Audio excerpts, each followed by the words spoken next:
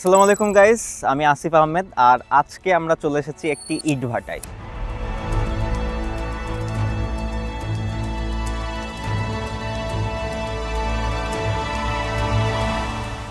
আমরা আমাদের আশপাশে অনেক ইট ভাটাই দেখে থাকি, তবে ইট ভাটার ভেতরের গল্প হয়তোবা আমরা অনেকেই জানি না।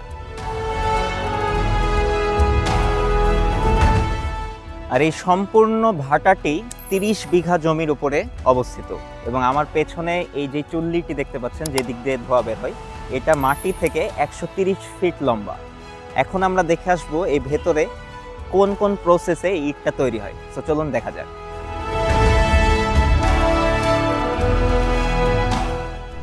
আর মূলত এই চুল্লিটাকে কেন্দ্র করেই এই ইটগুলো আমার পেছনে যেভাবে সাজানো দেখছেন, এইভাবে সাজানো হয় এবং সাজিয়ে একটি বৃত্তাকার পথে চলতে থাকে এবং একদিক দিয়ে এখানে যে আগুনটি, সে আগুনটি দেওয়া হয় এবং অপর দিক দিয়ে এই যে তৈরিকৃত ইটটি এখন তৈরি হয়ে গেছে।